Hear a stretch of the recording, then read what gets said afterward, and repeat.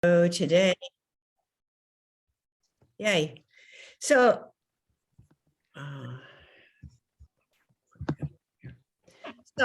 welcome to the Water Tiger 2022. What an exciting year we're going to have. It's going to be amazing.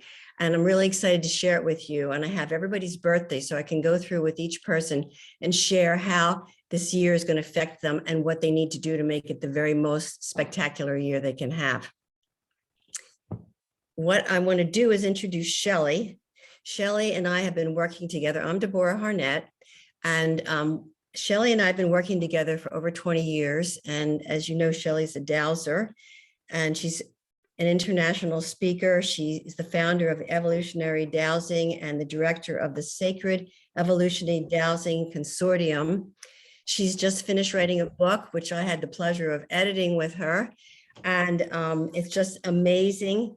It's just an amazing book, and it's called, what's the name of it called, Shelley? I write it down here and I can't find it. Okay.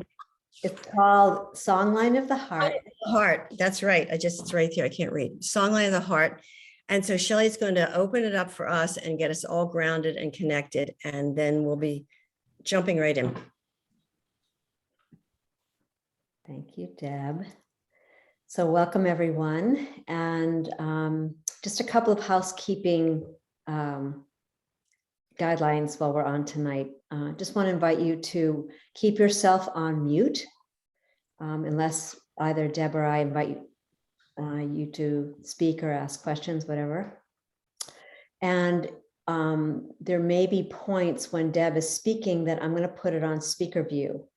And so want to invite people to up in your right-hand corner of your computer is you can have gallery or speaker view. Some people don't like the speaker view, so feel free to put it on gallery. And that's mainly for the recording, and also that, and also you can go back and forth so that you can see the full, the full picture of either one of us or who's ever speaking. So thank you for that. Great, you guys are fantastic. Perfect. So I'm really honored to be here tonight with each one of you. Every group that comes together has a particular energy. And what I'm very aware of is the collective consciousness itself is really guiding this show. Your guides connected with our guides, is fully engaged here. And so we're going to take a few minutes and connect to that, what I like to call the field of unity or the resonant field. And the idea is simply to really feel that embodied presence fully here. So with that, and if you can keep your eyes open or closed, it's up to you. And so having your feet engaged with the earth, with Mama Gaia. If your legs are crossed, the invitation just to simply uncross them, unless it's more comfortable for you. And we're going to let go of mass consciousness here tonight. Any worries, any tensions, any concerns, family concerns, home concerns, just take a breath and just see giving it to the field itself, to the love, to the river or the ocean, whatever works for you. And allow yourself to fully sit deep in your body and call all aspects of yourself here. And that is inclusive of whatever, all those aspects that include unloved aspects. We invite every part of you here tonight. This is the beauty of this New Year celebration, this activation, these opportunities for ritual is to create not only balance and harmony within, but without as well in the house and home and land. So focusing on your own heart, that sacred chamber, that cathedral that continues to illuminate, inspire, and see every cell being lit by this beautiful golden light, connecting with the great central sun or just above your head, about 1.5 feet, to allow that sensibility, that sensation of connecting to the vastness of the universe, our star nation, our brothers and sisters, where we become informed. So we open tonight as we feel our feet fully on the ground, just like a tree, feeling that root system go deep and wide into the crystalline matrix of the earth, as well as we take a breath and open to receiving the information that wants to come through here tonight, through Deb, through myself, and through your own consciousness as one fecund energy. And taking a moment to just give yourself some love and gratitude for how you show up in the world, and saying yes to come here tonight. And feeling that inner communion of this beautiful matrix, this crystalline matrix that we are. We come in our wholeness.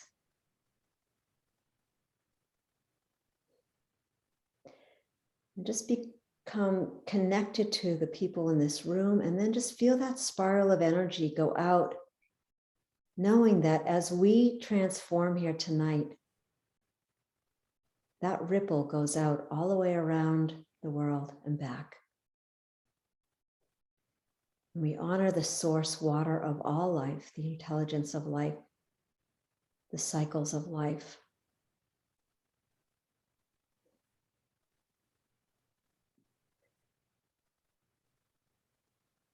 We just, as we're aligning tonight, we call in our guides and guidance and masters and teachers,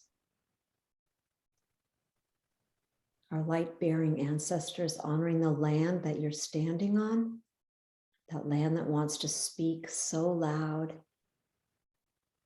be so revered, and our homes that sit on that land, all connecting here tonight.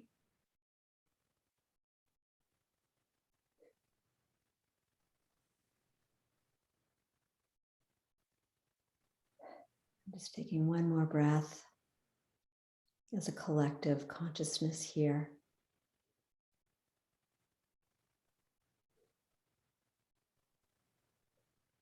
And even letting the consciousness of time, there is no time here tonight. You get just to open your heart and receive. And with that, just very gently, when you're ready, just coming back to the center. And just taking a look around.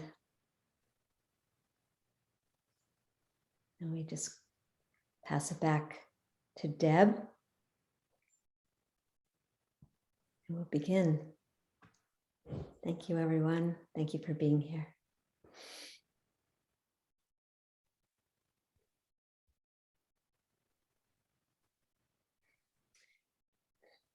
This year, 2022, is the year of the tiger, and it's the water tiger.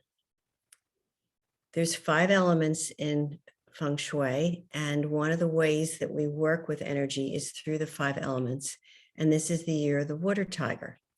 Now, the water tiger normally lives, or the tiger itself normally lives in wood energy. It's normally a wood animal from the Bagua. But this particular year, it's a water tiger. So a water tiger is a tiger that's very powerful. It's very honest. It's very clear. It knows what it wants. It is not going to put up with a lot that it's not happy with, as the tiger could or should, gets its claws out when someone pushes them too far past the limit. And This is exactly the kind of year that we need this year after the last few years that we've had. And the wood energy is very grounded, as Shelley was just sharing with us a few minutes ago. And so the tiger is naturally a grounded animal. Even though it's strong and it's powerful, it's also completely steady and reliable, and you can count on it. So I got everybody's birthday, and I want to share with you how you can all work with this, because each one of you probably knows what animal you are, but you might not know what element you are. So there's 12 animals and 5 elements. So there's 60 choices of possibilities that you can be throughout the whole years. And so when you've lived all of these lifetimes, which is 60, people say after 60, like 61, you're suddenly reborn because you've had the whole experience of every single animal and every single element. So this year, because it's a wooder tiger, the energies of animals that have water in them, which is Beth is a water dragon, and Crystal is a water dog, and June is a water rooster. You're all going to be in the flow, and you're going to be right in alignment with the tiger. It's going to be, should be much, much easier for you because you're in the flow with the tiger. Elements that have earth, which are Charlie is an earth rat, and Ange is an earth rooster. You have to think about how you handle yourself in the world, because if you take soil like sand, you know, if sandbags, they can stop the water. And if you know, if there's too much water, it can erode the soil. So this is a year that you want to keep yourself in balance and notice whether you're putting sandbags in front of you and keeping you from having what you really desire, or whether you're letting it take you over and it's a little bit too strong and it's washing you away.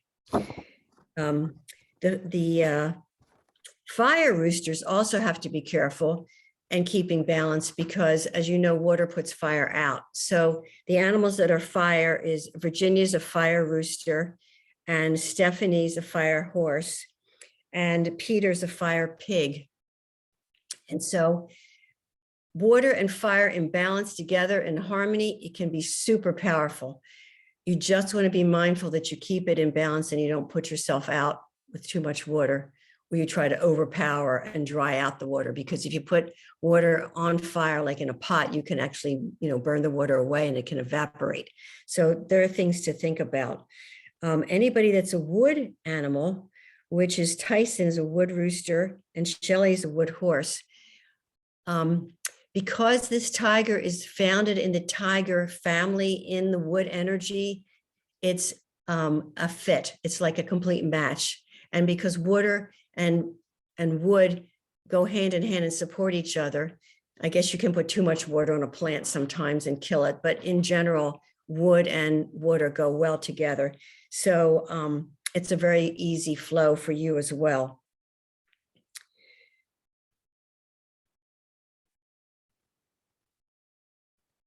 The thing that's, and then metal, there's metal tigers. Jay is a metal tiger, and Charlie's other life is a metal ram. And metal, when it gets cold, it sweats and it creates water. So metal and water are also very much in harmony. So it should be a very smooth year for metal animals. The other thing I wanted to say is that because the tiger resides in the bagua of the Jun is new beginnings. This year is going to take off with a bang. It's going to just boom, because the tiger is very quick to move and agile and is going to just take off. So this will be good, because a lot of us have kind of been dragging along for the last year or two. And it might even almost be a little bit of a shock to our system at first, because we might be like, wow, everything's just been kind of creeping along for so long. So this is going to be very exciting this year, and it's going to be great. And so if we can take into account each one of you with your own little disciplines of your own element, you should be able to manage your year really smoothly. So because it's also in June, which is new beginnings, it's an opportunity for us on a planet to get a lot of things straightened out, which is what we really do need. Our governments, the economy, the way we've all been held back with COVID and all the other things like that, all of that should start to break up and start to shift. So that's very, very exciting. So I'm super excited about this year.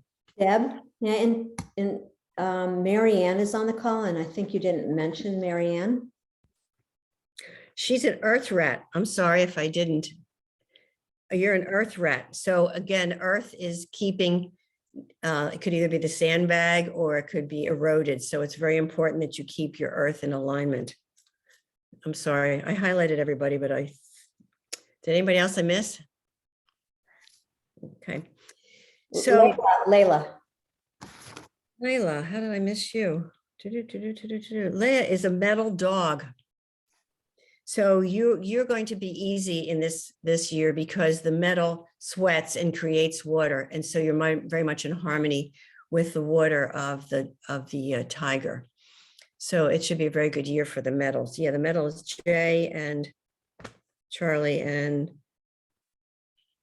I highlighted everybody. I don't understand why I'm not seeing Layla. Oh yeah, there you are. Okay. Okay. Deb, one more quick thing. I'm sorry.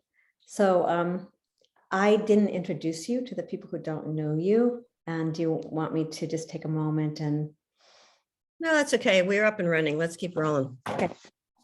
Okay. So with feng shui, you're going to hear me speak words, but it's about the energy beneath the words. So it's a transmission is happening, and I'm offering this to you and all of the beings that are here with me and all the lineage of the 5,000 years. It's an energy.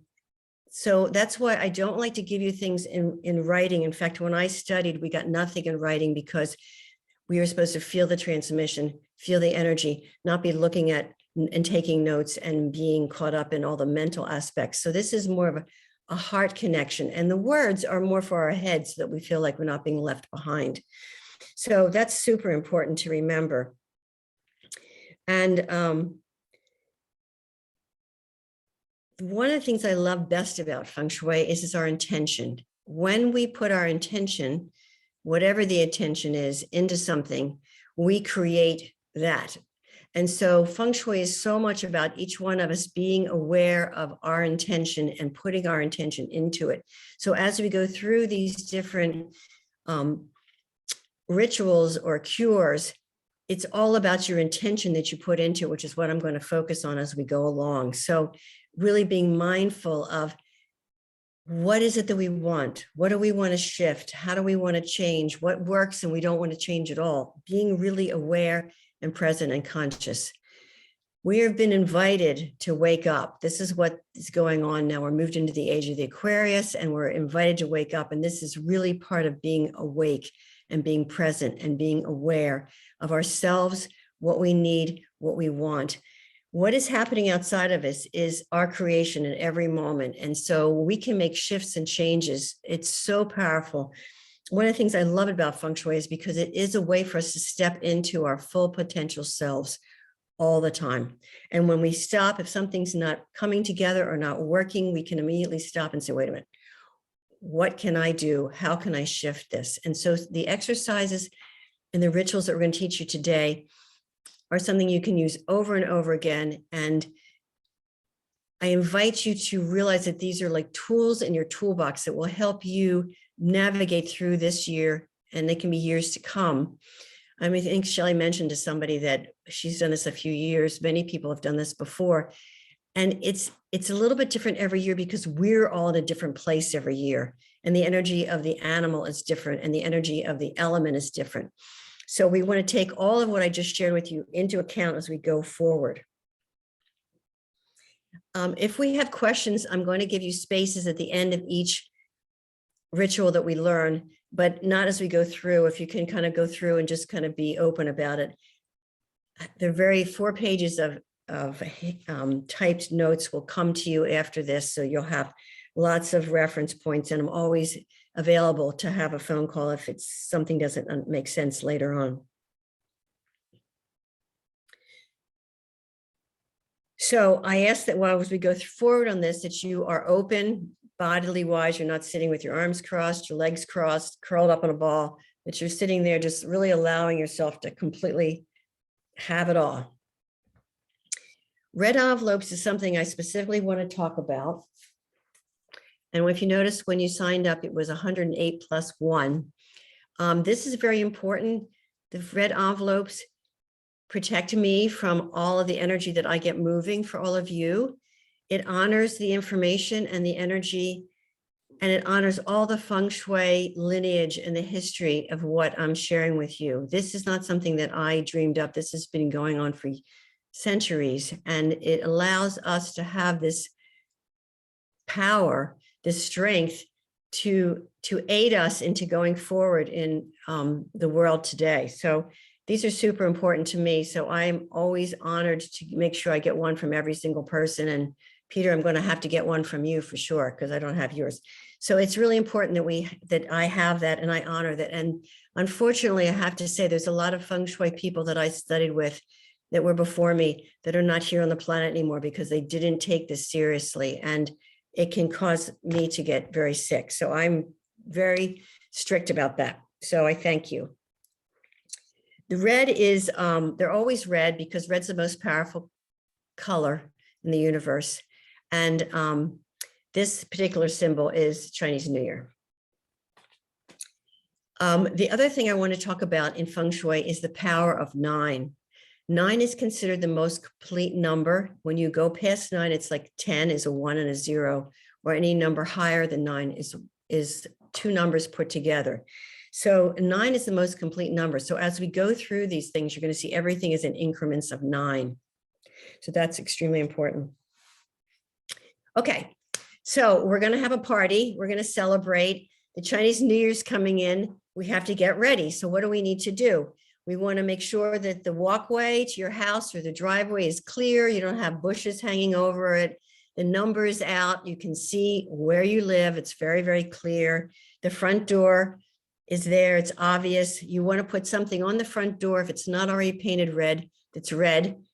This is something that you can, something like this you can do is hang on the door, or you can make your own. I know a lot of people got very creative and they made hearts or they printed things up off of the internet.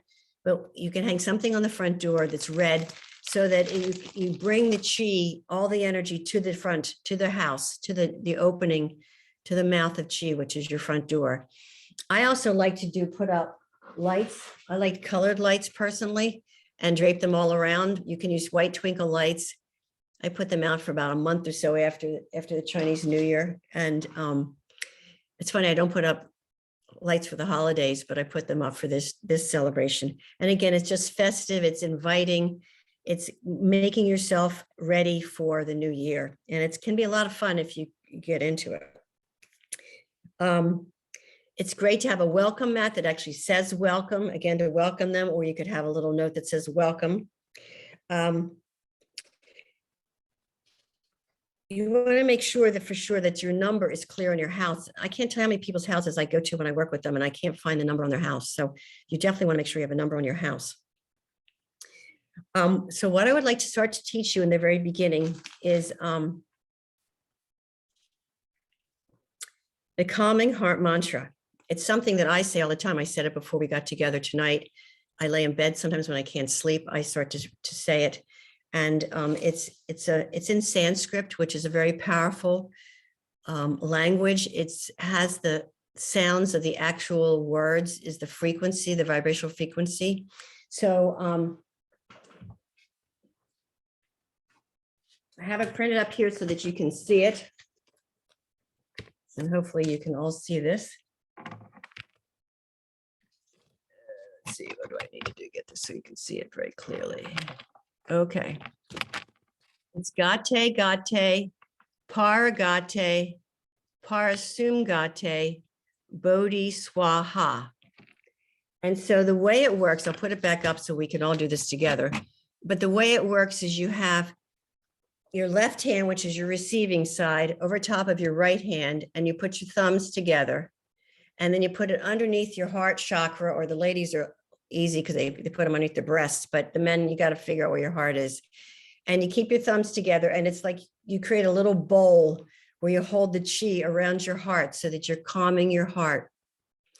And what this means is gone, gone, totally gone, completely gone in Sanskrit. And so what we're doing is removing the energy that's holding us back or blocking us, or maybe we're excited and, you know, wired up or something. We just are, it's negative energy, whatever it is. We're just going to let all that go so that we can create a nice open vessel for us to receive all of this information. So everything's done in 9. So when I do it, I count 1, 2, 3, 4, 5, 6, 7, 8. Then my thumbs are 9, so that I can do this by myself and I don't miss. If you make a mistake, it's okay. But if you want to keep track of it, that's the best way to do it. And so feng shui always has the intention first. So our intention is to calm our hearts. So what I always say, but you can make up whatever you want to say first, is may 10,000 things in and around me be calm, peaceful, and centered. May my mind be aligned with my heart and my body rooted down into Mother Earth. And that's what I say, so that I'm asking myself and putting forth that I could get completely calm. So we're going to go ahead and do this all together. And I kind of sing it a little bit, so you can sing it or say it, whatever you feel comfortable with. And I'm going to put this in front of me so that you can read it and feel like you know what you're doing. Okay. Okay, can everybody see that? Can we see it all? Okay. Take a breath and let's create the intention. May 10 million things in and around us be calm, peaceful, and centered. May our minds be aligned with our hearts and our bodies rooted down into Mother Earth. We take a big breath and we go. Gate, gate, paragate, parasum gate, bodhi swaham. Gate, gate, paragate, parasum gate, bodhi swaham. Gate, gate, paragate, parasum gate, bodhi swaha. Gate, gate, paragate, parasum gate, bodhi swaha. Gate, gate, paragate, parasum gate, bodhi swaha. Gate, gate, paragate, parasum gate, bodhi swaha. Gate, gate, paragate, parasum gate, bodhi swaha. Gate, gate, paragate, parasum gate, bodhi swaha. Gate, gate, paragate, parasum gate, bodhi swaha.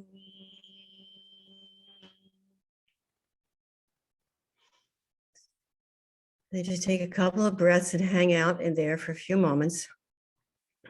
And then we're able to begin all the different things we're going to learn. So the other thing that I need to teach you is called the 3 secrets. And this is the way you empower things. You take your energy and the universal energy or whatever energy you want. And this is not a religion. So you can make this customized as much as you want. Some people prefer to say something from their particular religion that they feel more aligned with. That's perfectly okay. I'll teach you what this is a Tibetan, it's called the 3 secrets. It's called body, speech, and mind. And the 3 secrets is using your body, your speech, and your mind. Your body is like this. And the women use their right hand and the men use their left hands. And you put your thumbs over your middle finger and your ring finger, and you put the other 2 out The pointer and the pinky are out. And then when you want to empower something or put your energy into it, you're going to take your fingers. So if I took an object like this paprika, we're going to empower. I can go like this. 1, 2, 3, 4, 5, 6, 7, 8, 9. 9 is a complete number. So that's the body. The speech is Om Mani Padme Hum. And you have that written down. You're going to get it when you get the handout, so not to worry. Om Mani Padme Hum means in the heart of the lotus. And the Tibetans believe that great power comes from the lotus flower. And the mind is you thinking what you want to do. Like with the paprika, I want to empower it. I want to make it strong so it can do the cure that we want to do. Or maybe you have something else that you'd like to empower. You hold that object up and then you fleck it. So you're going to see when we go through this, you're going to empower certain things. And so you'll be ready to do that. It's all written out here. And again, if you have questions, you can ask me later. Okay.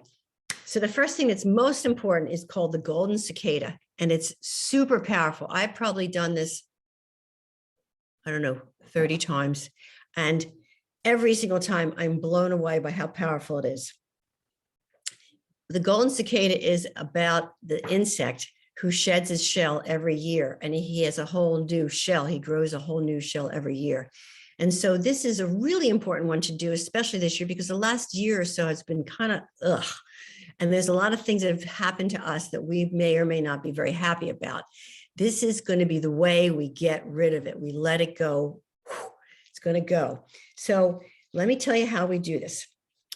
You're going to go to the store for only this one item, which is eggs. You're going to go to the store and you're going to buy. And so each person goes by themselves and they go to the store and they buy either 6 eggs or a dozen eggs.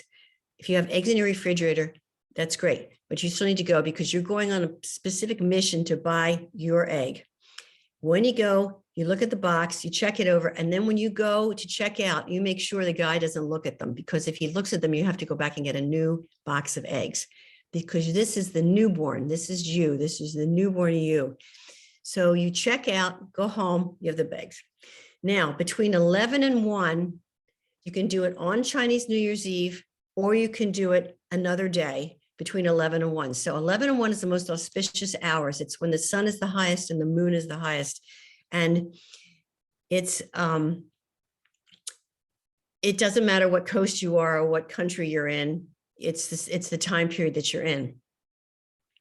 So you take a couple of eggs, maybe 2 or 3, just because you might crack one, and you put it in water. So between 11 and 1, you're going to get the eggs out, you're going to get the pot out, you get the water out.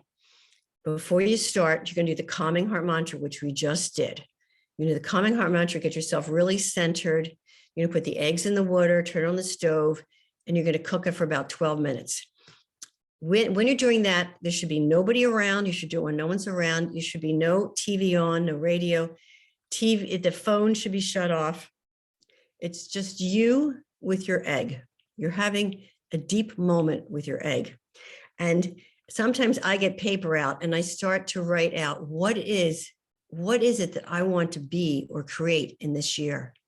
And what would I don't write down what I want to let go, but I just kind of notice, gee, I want to let go of, and I kind of write that down, or I mentally think that I don't usually write that down, but I write down what I want to create. And for the 15 minutes when your eggs are bubbling and boiling in the water and they're hard boiling, and you're hard boiling them, you don't want to just soft boil them, you want to hard boil them. You're dreaming. The way things are created is by us dreaming them into being. And this is your opportunity to dream your life into being. And so you sit there and spend the 15 minutes when the eggs are boiling away, thinking about what you like, what's worked, what doesn't work, what you'd like to change, what you'd like to shift. And you actually are starting to recreate yourself right there in those 15 minutes. When the eggs are done, you take the eggs, you choose one that didn't crack, that looks really good, and you put it in a brown paper bag. and you stick it in your refrigerator. And if you have a lot of people in your household, you want to shove it in the back of the refrigerator so nobody messes with your egg. Okay. Then on Chinese New Year's Eve, which is January 31st, between 11 and 1, you're going to get the egg out. You're going to get your alcohol, 150 proof. It could be rum, it could be anything. And you're going to pour some of it into a little dish. And then you're going to take, well, the way I originally learned it is you stick your fingers in and you drop it on the egg. But I'm going to say I use an eyedropper because I'm up there now. When you start having higher digits, it's much faster using an eyedropper. You're going to drop the number of digits. So you're going to take your palm. The women are going to have their left palm with the egg in it, and the men are going to have their right palm with the egg in it. And you're going to put the egg in your palm, and you're going to put paprika, which we're going to transform into mercury. And we're going to have it very powerful. And you're going to put the paprika in your hand and the egg sitting in your hand. And then you're going to take the eyedropper and stick it into the alcohol and begin to drop. And you're going to drop the number of your age plus 1. So if you're up there, you got a lot of drops to do. So that's one of the reasons I do the dropper. But you can stick your finger in and drop it on too. It just takes a little longer. So now after you have that, you want to have a little paper towel or something underneath, because if you have a lot of years, you have a lot of drips. So you start to drip. You roll the egg in this paprika that's empowered, which we will do today. You roll the egg in the paprika till it's completely and totally covered. And then you take the egg very carefully and put it in the bag again. Then you take your hands and you rub it, and you see yourself rubbing all the negative things, the things that popped in your head when you were sitting there boiling the egg that you don't want anymore. And you do it till your hands are like rubbed dry. You've actually rubbed in all the paprika in your hands, and you want to see yourself as rubbing away all stuff you no longer want in your life. Okay. Then you go over and wash your hands really good and use anything you need to scrub it off with, soft scrub or something to get it off. So you're back to clean hands. Okay. Now you've got the egg in your bag. You need to go to a place higher than your dining room table. So I've had some people go, my daughter lives in a high rise. She used to go up a few elevators up to another floor. You can do that. You can walk to a hill that's near you, and you can make sure you're up higher than your dining room table. You can drive to some place, which is fine too. I end up usually driving. When I'm driving, I try to start doing the calming heart mantra or saying the Om Mani Padme Hum, so that I kind of stay in the zone. If you feel like when you arrive to the destination to deal with your egg, you might want to do the calming heart mantra again to get yourself a little back into it. So that's your choice. So when you arrive, you want to think about the way you go, because when you're done with the egg, you want to drive home or walk home a completely different path. So I usually try to take the long way, that's my choice, to where I'm going. And then I take the shorter way back, so that, because I want to have my life go smooth. So I want it to be a little bit easier. So I choose the easier way home. So you're going to go somewhere that's up higher, it's got your egg. Okay. Let me just make sure I got this. And this is between 11 and 1. Sometimes you can do it during the day. Sometimes you do it at night. I've done both. Okay, so this is on Monday, January 31st, Chinese New Year's Eve. And you have your egg. You maybe did the calming heart mantra, and then you're going to be someplace higher than your dining room table. You're going to walk 100 steps away from your house. So you have to make sure you know where your house is behind you. 100 steps away. And when you get to that spot, you want to open the egg, open the shells inside the bag. So you're working inside the bag so you don't lose any shells. They're all in here.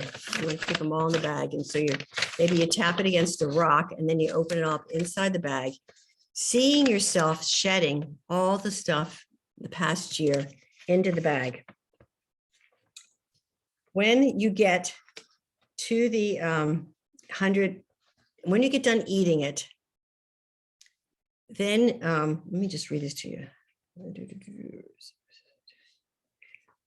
So it just says here, eat the egg or at least a bite and visualize as you are eating that you are becoming reborn. Reborn is a new self. It's a golden cicada, which is a very auspicious Chinese insect. Take the bag and the shells and you walk 100 steps in the direction away from your house. Throw the shells away in front of you, visualizing that you are reinforcing that everything is leaving you that you no longer choose to have. And then you do the 3 secrets. Om Mani Padme Hum, Om Mani Padme Hum, Om Mani Padme Hum, Om Mani Padme 10 times. Or it can be Hail Marys if you feel more connected to that, whatever prayer that you feel really connected to empower that this is gone, totally gone. And then you turn around and you proceed home in a much easier, smoother path. And you discard the bag along the way, hopefully in a trash receptacle so you're not littering. And you come home. Once you get home, you're going to do the calling in the wealth gods. But we're going to take a break now. And we're going to have Shelley step in now and teach us. Are you ready, Shelley? I have a question before you go on to the next thing. Okay, sure. I live in Florida, you know, and it's very flat. I don't know if I can find a place that's higher than my dining room table. What can I do? Well, intention is more than anything in any aspect of it. So if you can see yourself finding a place that feels a little bit higher. I've had some people find something that's a little like this much higher. You know, there's a little bit of like a golf course where there was a little bit raised up, or landscaping, a berm that somebody's put into the landscaping around the front of the entrance to a building, a complex. If you start to look, you'll see something. I can't just like climb up on a chair in my house. I need to go. You need to leave your house. You don't want to throw the shells in the floor on your house. Okay, all right. You want to be outside and you want to discard the shells, and the shells, they're natural. So I don't really feel like we're littering, but you don't want to drop them on the floor in your house. You want to be out. I think you'll be surprised when you start to look around, you're going to see some landscaping. They kind of build it up dramatically and put a tree there or something, and you'll be able to get to stand there. Yeah. Lila? Yeah, so you walk to your destination, or you drive to your destination that's higher. Once you've decided that that's the spot, that's when you eat the egg, and then walk 100 feet or 100 steps. You walk the 100 feet. So if you know that this berm or something that you found, you see that, then kind of calculate back 100 feet and walk to it. So you end up on top of the berm. So you identify it, you calculate the 100 steps or feet or whatever. Yeah. Then you do the cracking, eating. No, you throwing the egg, throwing the shells away. I just got lost in the order, actually. Deb, can I make a suggestion? Yeah, it's all written up, so I don't think you have to Okay. worry about it. And if you really have a question, if you really have a question, you can call Deb or myself. And by the way, I did the first 2 years in Florida, and it was quite magical finding that spot. And it makes it very meaningful when you do find it. It will let you know where it is. Anyway. Yeah, and your intention's a huge part of it. So it's not like you have to find a mountain or anything. It's because the idea is that you're up above everything. So you just want to see yourself up above it all. So is there any other questions? Because we'll hand it over to Shelley. There's so much we want to share with you. We want to make sure we get time to do it all. So why don't we just take a break? And if someone does, let's just take just a 4-minute, 5-minute. Not 5 minutes, 3 minutes. 3-minute bathroom break if you have to go, and just see yourself staying inside of the circle, and we'll be right here. And for those who might have questions. So we just wanted to give you a break because we're going to go another hour and 10 minutes. So we didn't want people to be in the middle and miss out on something. So that's why we're giving you the little potty break here. And you can also potty breath break. That was a lot of information, really. Fast. I'll just, well, people are, I'll just say, I've done this for 2 years and it's been quite miraculous, the transformation that happens just by going through this process by yourself and becoming very aware that you're working in conjunction with, you know, thousands of year-old information. And here you are in present time doing it, but that you have the lineage, the energy of those feng shui masters with you, as well as Deb's energy. It's just really beautiful. It's a beautiful experience. And I remember, I think it was the second year, and I had to go, because I couldn't do it from 11 to 1 during the day. So I had to do it at night at 11 to 1 p.m. And I was scared to go out to find that higher place because it was only one place for me to go. And I just trusted and I gathered all my energy because I was, you know, to go be a woman and go out by yourself at midnight to find this obscure place. But it was really quite miraculous, and absolutely every year just completely shifted my experience with myself and manifestation in ways that I couldn't imagine. So, yeah. Yeah, I too have had some fear when I've had to do it at nighttime too, and because I'm out by myself. But then there's something about like, wait a minute, I'm not out here by myself. Right. All these beings are out here with me. There's no way anything's going to happen to me. And then I could just relax into it. And it's also not just the history or the ancestors of the feng shui masters. It's also all the people that they've taught that do it and have done it. So it's a ton of people we're talking about. June has a quick question, and then Because there are two of us, does Peter have to get all those things himself? Can we share the liquor or any of that, or does we have to You get? can share everything but the egg purchasing. Okay, You could go in the car together to buy the eggs, but you should each buy your own eggs. okay. I know you could end up with a lot of eggs, but it's important. No, that's fine. We eat a lot of eggs, so it's no problem. Good. And any other questions before we turn it over to Shelley? And I'm excited. Yeah, I do have a question. So it's important that you buy your eggs, like not something that I already have in the refrigerator. It's important to go out and buy the eggs. Yeah, and it's also you're not supposed to go to the food store and buy. Oh, I need peanut butter. I should grab that peanut. No, you just go and buy the egg. This is like you are adopting yourself. It's like you're going to birth yourself, you know. And so you really want to have the best egg. You want to be calm. You want to go buy the egg. It's not about frugality of using eggs. Could we utilize a fresh egg if we were to go get a fresh egg out of the chicken coop there? Oh yeah, that's great if you can do that. I don't know. I'm not been able to do that. I guess Ange Perfect. can do that too, right, Ange? Don't you have chickens too? Yeah, I just had that question also. Yeah, Perfect. so I think we should try to keep going, and if people want to Yeah. stay towards the end, and if you really have a question, then use it at that time, just so that we have a chance, because Deb actually has 2 more Yeah. rituals at the very end that are, and that's they're both incredibly important for that. For the Yeah, maybe we should do the paprika real quick before we jump in. That'll make. I think we already switched. Let's just keep going. Okay. All right, go for it. Okay. So I just want to say before I start,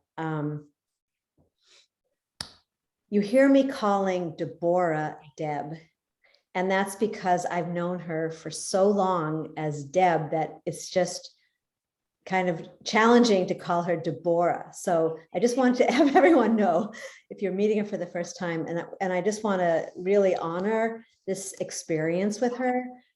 She is a feng shui master, and her capacity, her dynamic, well, you've experienced already the way she communicates, and that these are transmissions, and that she did study with Master Lin Young. And she was one of the first ones certified in the group. So she is really has quite a long lineage, and she helps not just individuals but families. She works with building homes, architecture, big business, corporations. Her wisdom is incredibly vast and wide, and her commitment to feng shui and the power, obviously you've already been experiencing that. Really, my experience, and really simple, I've been working with her for years, and we weave the dowsing with the feng shui. And what I've experienced, I'll only speak to myself, is that it really creates a portal to heaven, or another way of looking at it is it really opens a quantum leap to the unified field, to really creating I'm very focused on whole systems models, whole systems health. And when you combine the two, it's incredibly powerful. So just wanted to say that. And really, again, I'm just, it's such a privilege to work with her. So thank you, Deborah.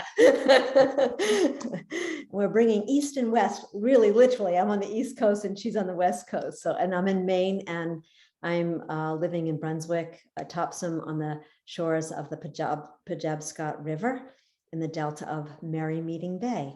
So it's a very, bring that water into the field here tonight.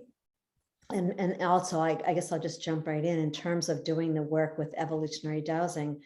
Part of that is to begin to come back to your sacred relationship to the land where you are, to the First Nations that were occupying the land. It all shows up. So what we're doing tonight is simply one or two, an attunement, a beautiful attunement, the sacred golden ray attunement, which I'm going to take you into. And then we're going to take a look at one thing that you can do is this star crystal Merkaba around the house already begins to shift and raise the frequency of the house to support you in your endeavors, in your intentions, those intentions that Deb is creating tonight.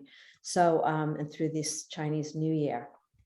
So with that, I'm going to just put this on speaker view. Oh, Deb, can you put yourself on mute? Then it will take, there you go. All right. Okay, I'm going to spot, there we go. So also behind me, one of the things I didn't mention is Deb is an incredible artist. And if you go to her website, you'll see this particular painting is one of hers, and it's called Manifestation or Manifesting, one of those. And her work, when you put it into your home, really empowers the energy in the home. And there's very specific symbols that are behind, always painted on the canvas first. So you can go to her website and learn more about that. But tonight, I would just want to speak to a little bit about evolutionary dowsing, just one or two things, which is many of you know me as the founder of Golden Light Dowsing, which is really what I began. And dowsing came out of left field for me in 2008. And what I began to see and realize was that my clients that I have had for years doing emotional integration work, mastery of the heart, how to really align with your soul design. When I ended up dowsing people's homes, all of a sudden things started to happen really fast. There was a quickening, and people were able to move very quickly into more of who they are, feel a greater sense of confidence, and they were empowered, and their lives began to be transformed in ways that I had never seen 12 years before that. So an evolutionary dowsing is really the aggregate of all the things that I've ever done. Some of you here know also that I spend a lot of focus working with individuals and groups with heart resonance and ancient wisdom. So all of those are coming together in evolutionary dowsing. So that's enough for right now. We can get together. So let's just take a breath, and we're just going to quickly run through this sacred golden ray attunement. And just really coming back to center, coming back to that 0 point within yourself, this connection. The one other thing that I didn't say is my focus is understanding that the essence of the quantum field, the unified field, call it the resonant heart field, whatever you want to call it, that energy that's always moving us into our highest potential is the focus in this attunement. It is about aligning with let's just say the DNA of the living Akash, that energy, that consciousness that knows itself so well. It's where we feel those synchronicities, those moments of synchronicities, those ahas, the epiphanies. Well, when we start to align with what I like to call the home frequency, that frequency of belonging, that sense of wholeness where there is no separation, that is where we are being invited to play here. So just taking a breath and just being willing to let go. And allow your consciousness, your awareness to rise about 1.5 feet above your head. So you're sitting very comfortably. And you're being, some people call it the 8th chakra or the soul star chakra, but simply, I like to call it the joy point, that point where your consciousness opens up to be a transreceiver of love, to be a transreceiver of all that information. So when we're dowsing, when we're working on the house, we're just connecting with that place within ourselves. And then you can feel that energy running all the way down, just that tree trunk down to the roots, to Mother Earth.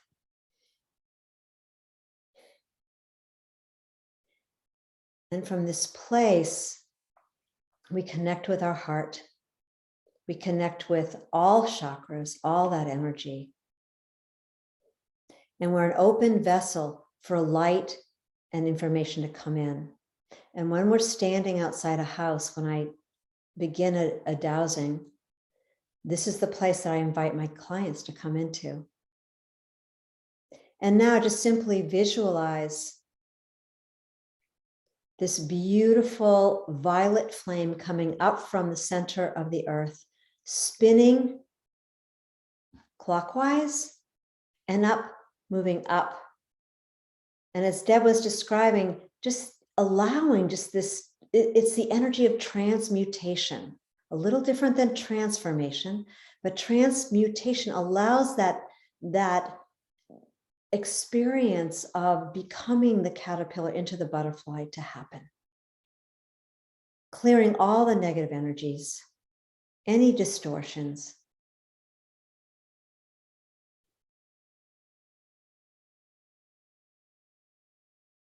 And we just see this energy moving around us. And within that violet flame, it encompasses this beautiful royal blue frequency. And see this beautiful bubble, or you can see it, this orb around you, going under your feet and around. And this is the frequency of power, of being empowered. At the same time, it's a frequency of, it's a filter for anything, nothing outside you can come in. It's like a net of light, this beautiful, empowering vibration. And it also protects you, so you don't have to worry about being protected. And really opening to, I am this power, I am this frequency. And within that violet flame is also this beautiful, you can see it as rose or pink, another bubble that expands itself under your feet and around, this vibration of unconditional love. So whether it's your home or your body, you can again use this to hold that frequency of love around you, that it's being, that you are that vessel.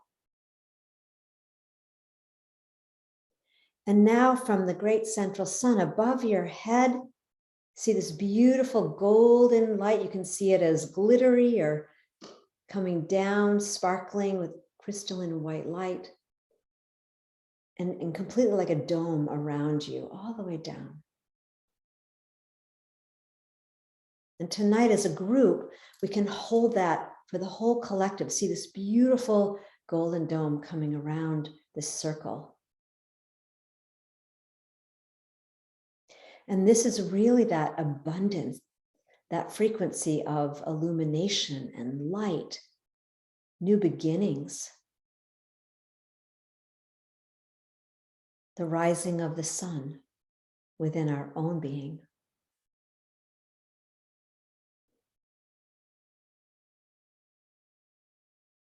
And then just coming back to your heart,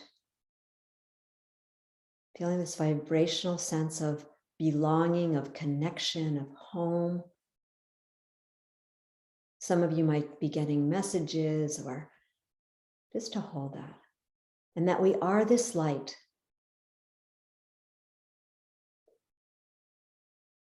And very gently coming back into the room.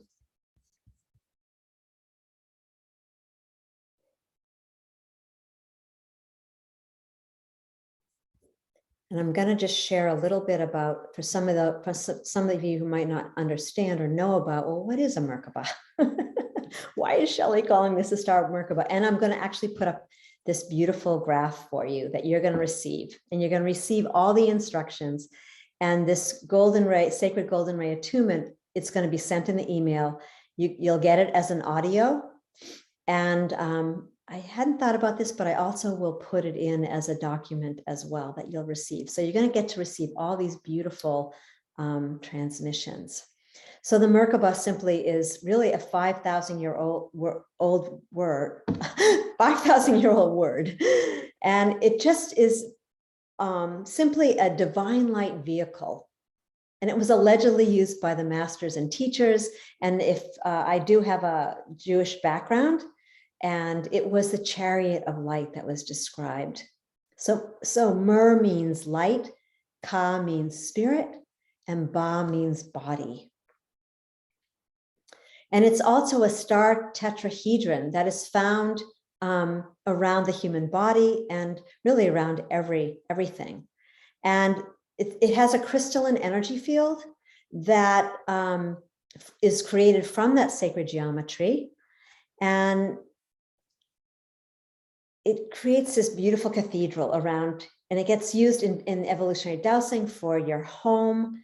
And I'm going to show you that in a minute. And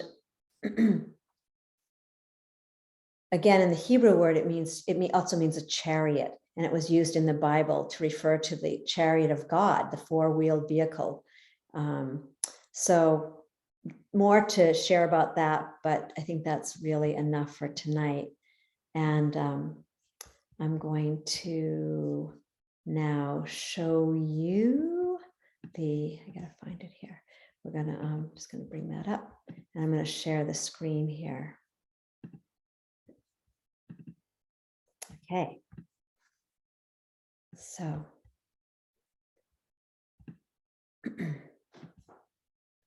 Oops, let's see if I can make this a little smaller. Okay. So this is the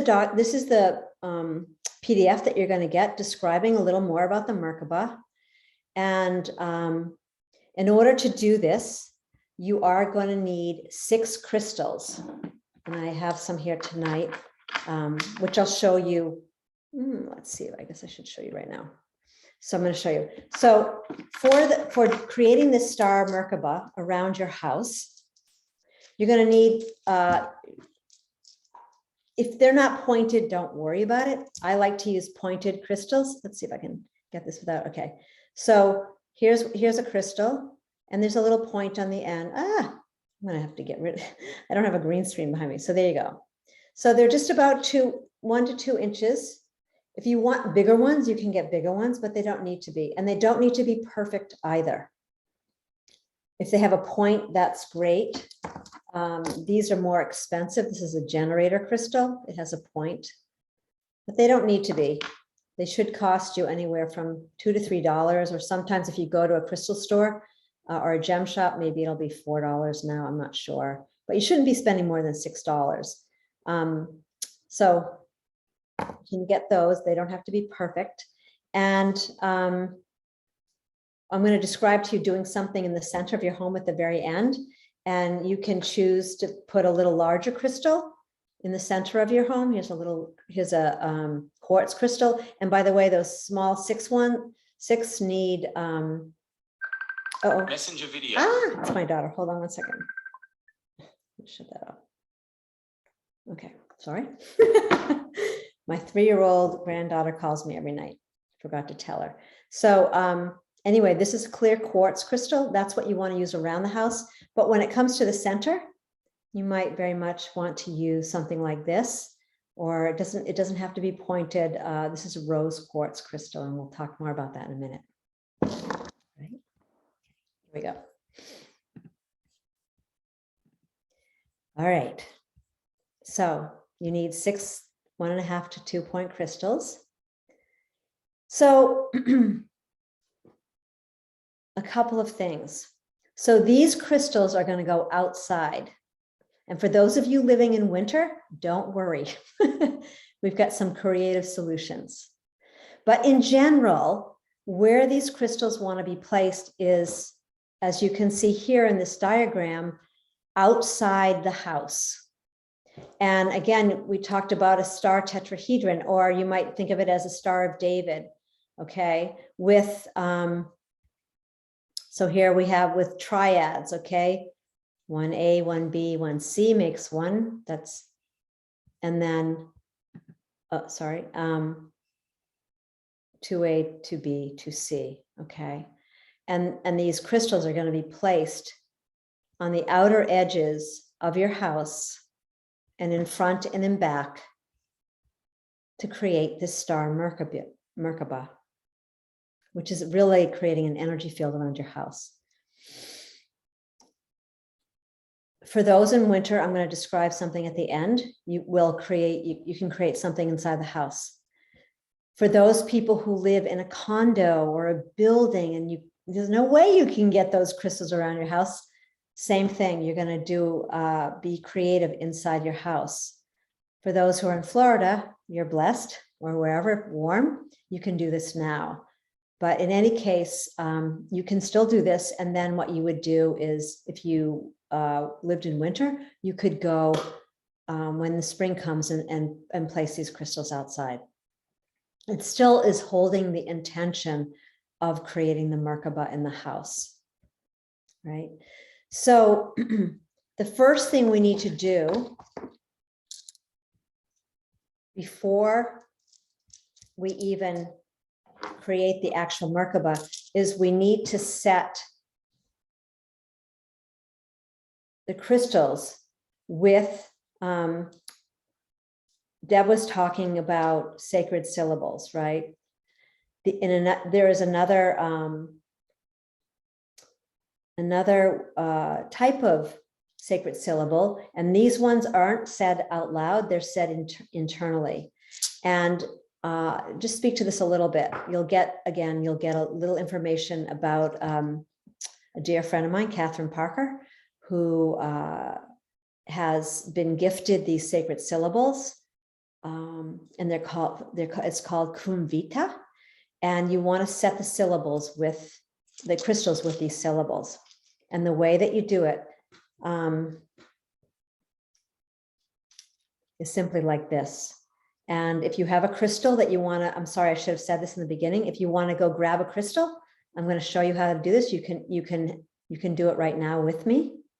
And I'm going to I think we'll just put it on gallery view for this. Grab a crystal if you want. You can be just one crystal is fine, just to have the experience. So, everybody with me? Okay. I'm going to put on speaker view. Okay. So in your left hand, now this one it doesn't matter whether you're male or female, but in your left hand, you want to hold the 6 crystals, and you want to cup your hand over the top with your right hand. And you could do the calming heart mantra before you do this. That would be a great thing to do. The syllables we're going to use are Kri Le Ama. Kri Le Ama. And if you thought 9 times was a lot, well, you're going to do it 72 for this. So your hands are cupped, and we're going to break it down 24 times, tap 9, 24 times, tap 9, 24 times, tap 9. And I'm just going to say it out loud for right now. And I'm not going to do it completely. I'm just going to give you the experience so that you understand how to do it. Okay. So, Kri Le Ama. That is setting the unity field. It also is connected to Archangel Uriel. And I think that's enough for right now. So I'm going to say it out loud. So I'm going to go Kri Le Ama. And I do the same thing as Deb. I count with my fingers. So I'm going to do it 24 times. So obviously you're going to go 5 and then 5 with your other hand. So 1, 2. I'm not as good as Deb with this, but basically, or you could have a little, string or something, but I just use my finger. 1. So Kri Le Ama, Kri Le Ama, Kri Le Ama, Kri Le Ama, Kri Le Ama, Kri Le Ama, Kri Le Ama, and I'm counting with my bottom hand. 20. So I'm going to go around 20 times and then do 4. So that's how I do it. So we'll just practice just for a minute. So we'll do 1 round. So you can just imagine you're holding a crystal. Kri Le Ama, Kri Le Ama.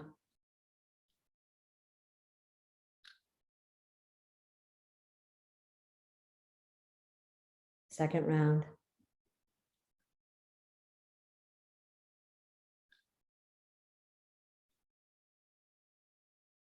And then 4.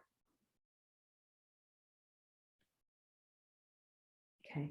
When you're done with that first round, and that's setting the intention inside the crystals. And then you're going to do 24 more times. Tap 9, another 24 times, and then tap 9 again. When you're done with that, you're going to do another round of 72. And it only takes a minute, really, once you get it going. And you're going to say Uba. And Uba basically completes the cycle, it's like the glue that holds the frequency in.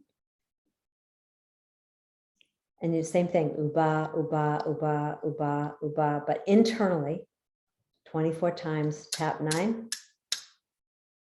Uba, 24 times, tap 9. And then Uba, 24 times, tap 9. When you're complete with that, then you can move on to the next part.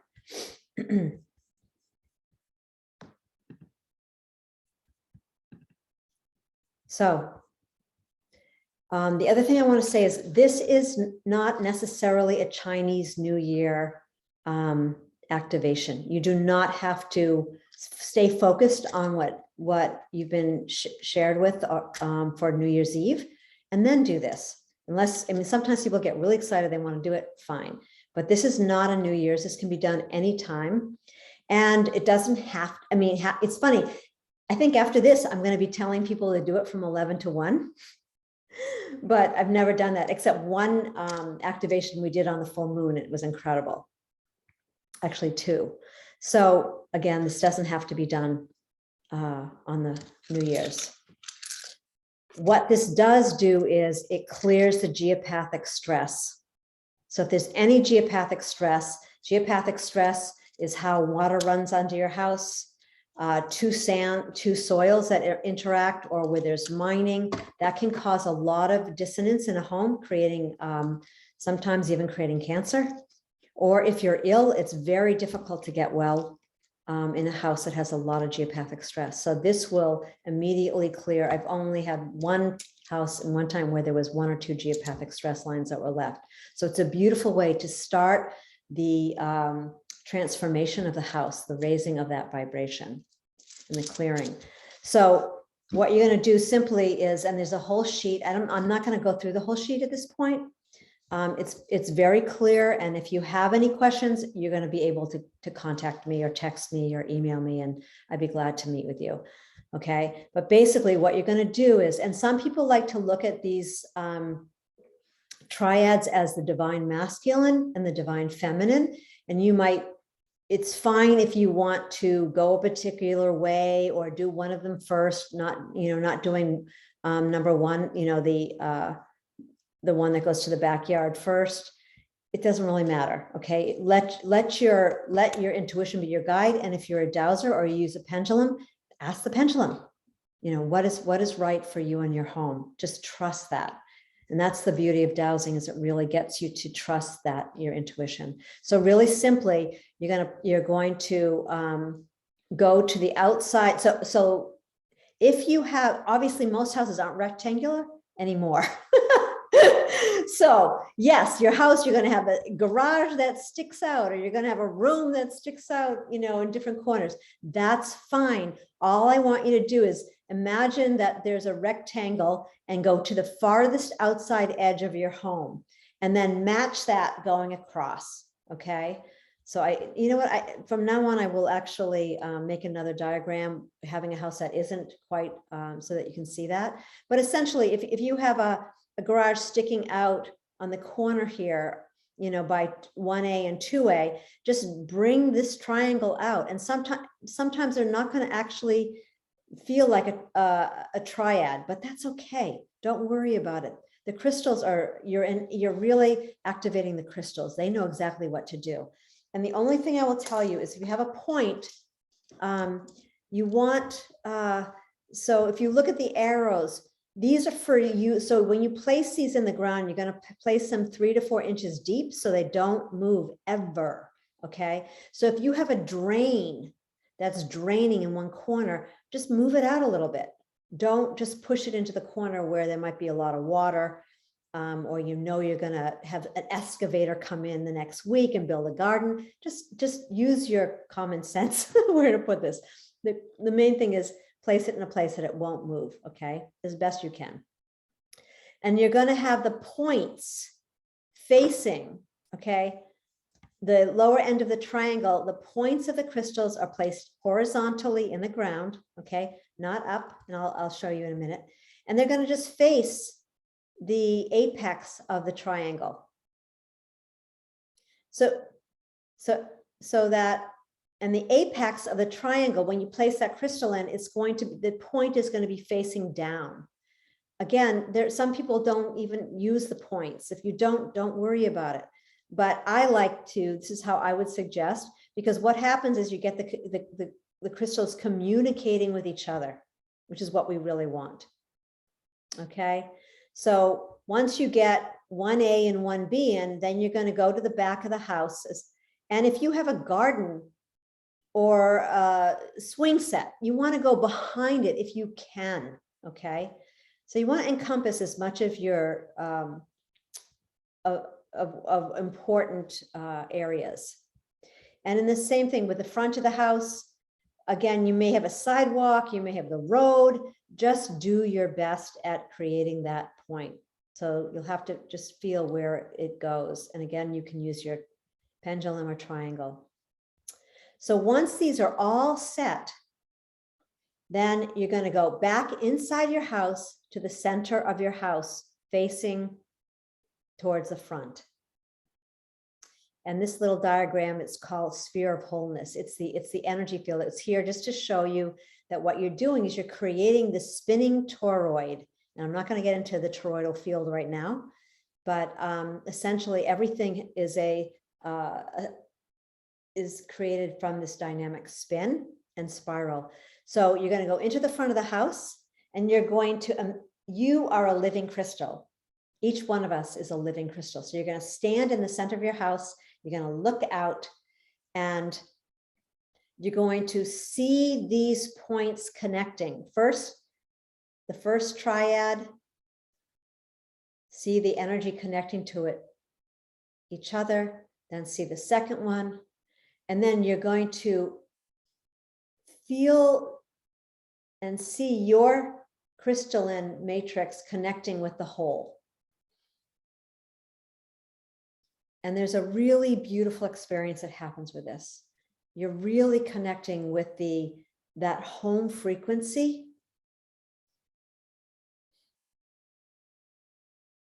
And in a sense, you are being that full transreceiver, and now you're creating your house, being that transreceiver, that pillar of light, that antenna to the greater whole, to the greater collective consciousness.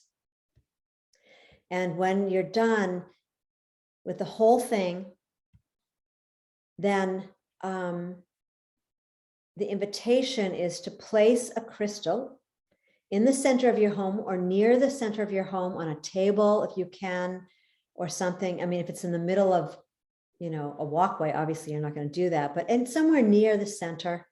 It could be hanging from the ceiling. That's another opportunity. And that crystal becomes that matrix of energy.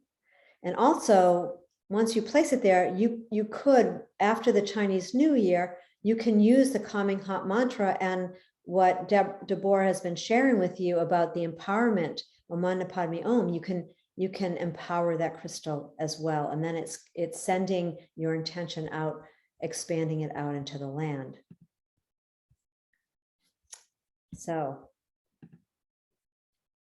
how are we doing? Anyway, it's really fun. It's beautiful to do. And if you're a dowser, or if you want me to check, and I'll speak to this at the very end, I'm happy.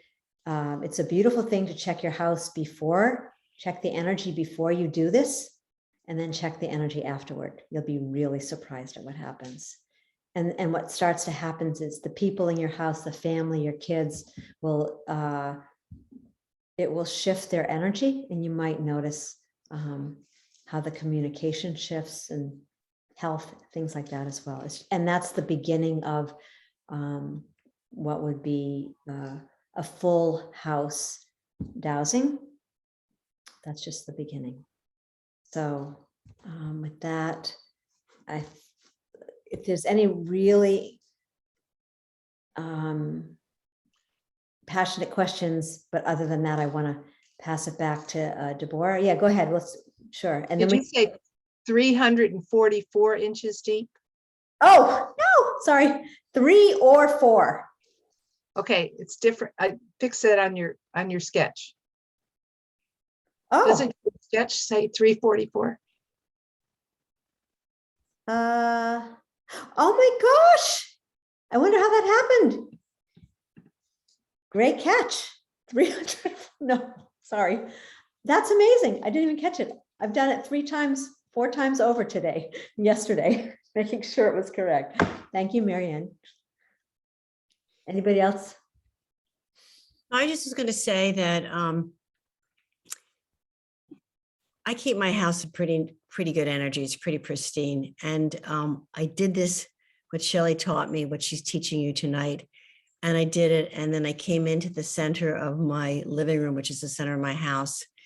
And I stood there, and then I took a rose quartz about the size she held up, and I placed it down, and I could not believe it was like the house went.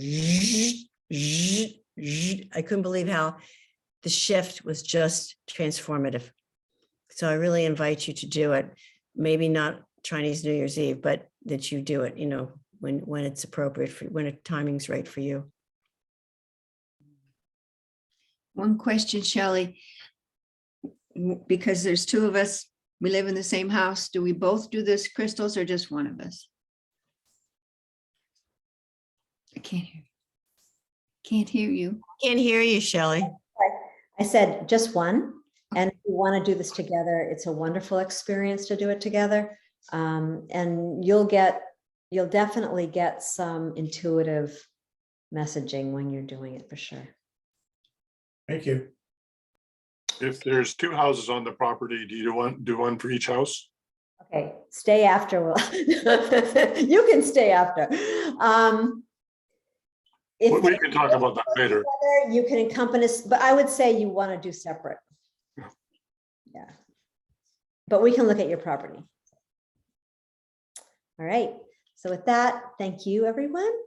And I pass it, beautiful crystalline rose quartz, back to Deb. Thank you, Shelley. Like I said, this is super powerful to do it. So I think you really like doing it. So we did the egg and we came home. Now, because we're celebrating and we're going to invite in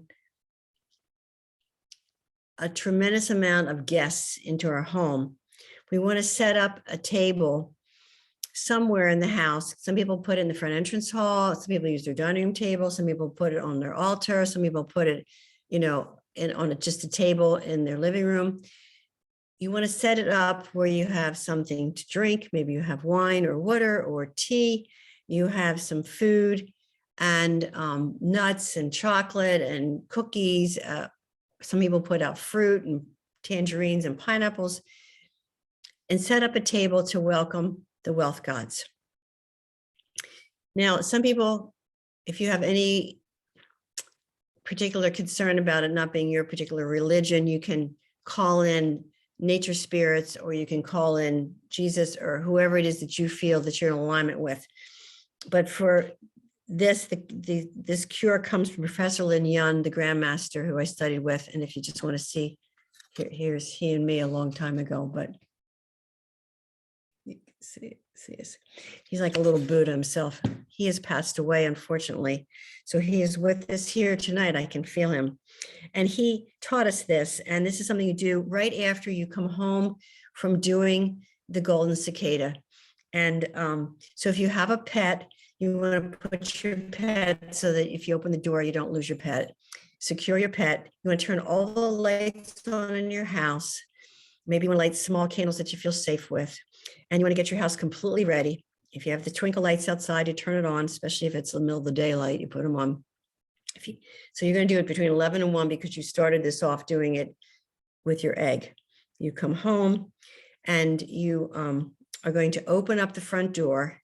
And ahead of time on a piece of paper, you're going to write this down, which is, again, written in your notes. And you put your name in, respectfully welcome all the gods of wealth from all directions into my home and my office, because I happen to work in the same place, and I say my address, and then to accept my offerings. And so what you're going to do is you're going to take some incense. It doesn't matter what brand, but you want to take some incense, light it and put it between your hand. With your front door open, you're going to walk out the front door. You're supposed to walk 100 steps. If I walked 100 steps, I'd be walking back into somebody else's house. So it doesn't work for me, but you walk 100 steps. So I kind of start to turn and walk down the street to do 100 steps. And you want to walk 100 steps, and then you're going to stop at each point, and with the incense in your hand and your palms together, and you're going to face southeast direction first. And you're going to visualize wealth gods up in the sky of all colors, rainbows, any way you want to envision them. And you envision just tons of them up there in the celestial realms up there. And then you turn and you face another direction. And so you do all the different cardinal points. And so when you're done, and it depends on, some people, I think they must look out in my neighborhood and go, what the heck is she doing standing in the middle of the street doing this? But, nobody seems to notice. No one's commented me. I live in the same house for 15 years and I've had one person comment to me. So I guess I don't think people really actually see us. And so I'm out there calling and speaking to all the wealth gods of each direction. And then when I feel like I've really connected with each cardinal point, I turn and I walk back into the house. And you want to have some kind of, by the front door, you want to have some kind of a dish or something, because your incense is going to be flaking off. And you invite the gods, I turn around and go, okay, let's go party. Come on, let's go celebrate. And I kind of go like this, and I can feel everybody whoosh, all come behind me, and the front door's open, and I stand there and I say, come on in, come on in, come on in. And I do that for about 5 minutes. I invite everybody in, and then I walk around with the incense into every single room, including the bathrooms, and say, just like you would if a guest was visiting, here's my living room. Please make yourself at home. Make yourself comfortable. Here's some food. Let me show you the rest of the house. And I give them a tour of the house, the bedrooms, every single room I go through. And then at the end, I come to wherever the altar is, and I put my incense down. So you want something you can stick the incense in. And then you start to say, have some food, some drink. I pour myself something to drink. I close the front door when I feel like everybody's gotten in. And then I sit down and I actually celebrate. I have something to drink. I eat some of the cookies or whatever it is you buy. And I just kind of hang out. And it's amazing that you can just feel the house is just like, because there's just so many energies in here. So once everybody's here and they're inside and you feel like everybody's there, then you want to do the 3 secrets. Omanapami hong, omanapami hong, omanapami hong, omanapami hong, omanapami hong. And you do 9, just all directions around your house, because you're empowering that these gods are here for the year for you to support you, and that they bring you whatever it is you'd like to have. So then when I sit down, I start thinking about all the things I would like to manifest and create, clients or a new car or whatever it could possibly be that you'd like to have.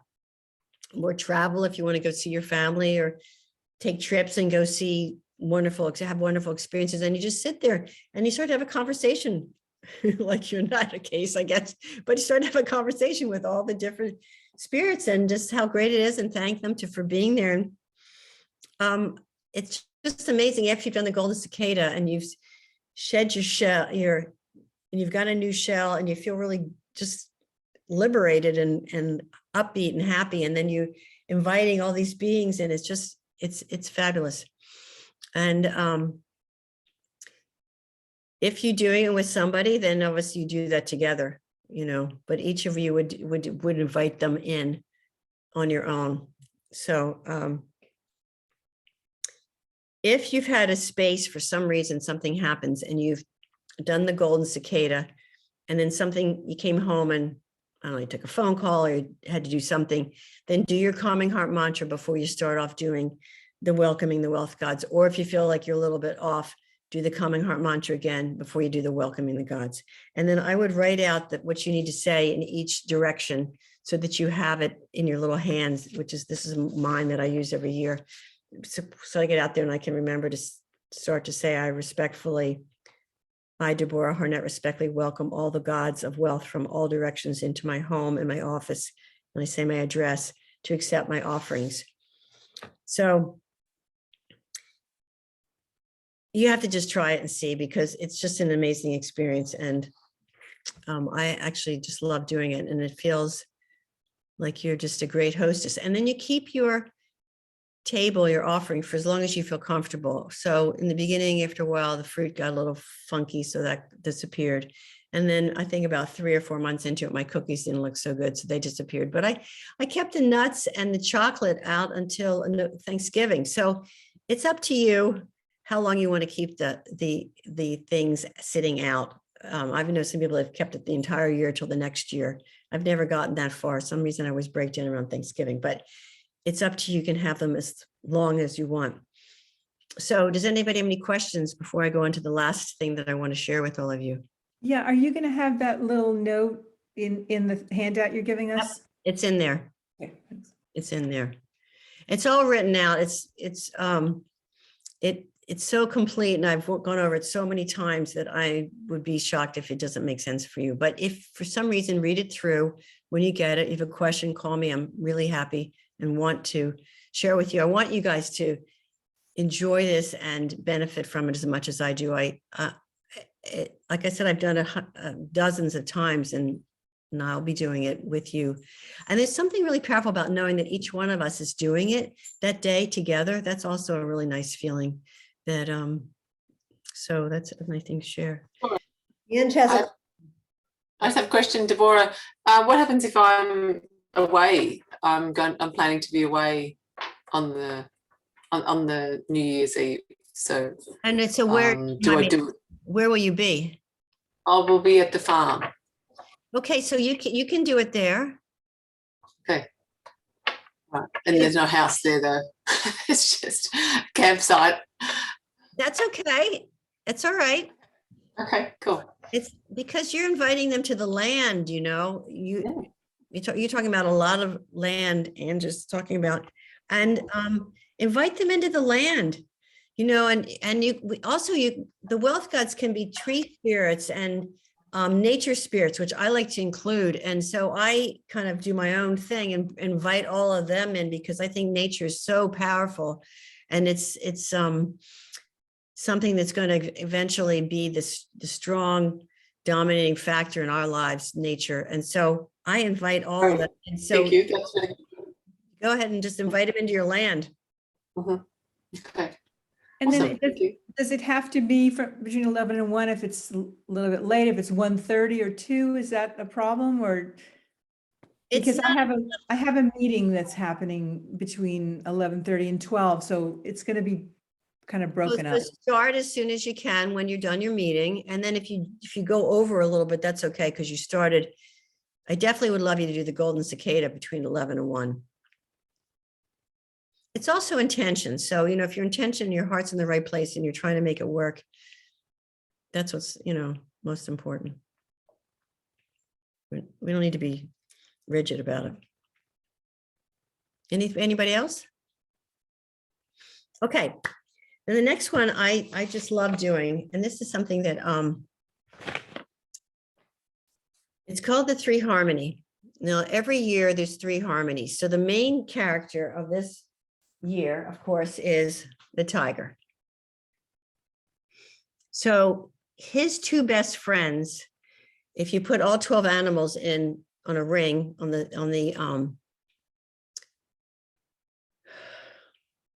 bagua, his other 2 friends are the dog, which we have quite a few. We have a couple of dogs here.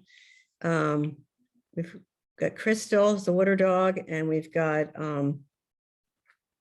Layla's a metal dog. I think that's only 2 dogs we have.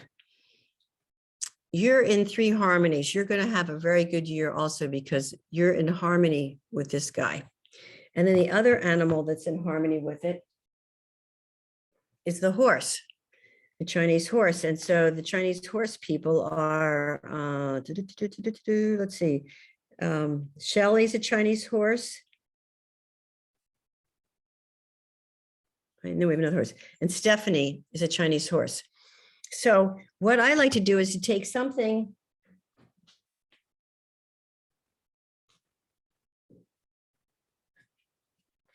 like this. Can you guys see this? And I usually put like a red cloth or something on it. Let's see, how am I going to be able to show you this? And you put the tiger in the middle. Can you guys see that? Yeah. And you put the horse on one side, and you put the dog on the other. You do the calming heart mantra beforehand, place them together, and then you empower the 3 of them to be really good friends and to have a really auspicious year. Now, this only works for the people that are either a dog, a tiger, or a horse.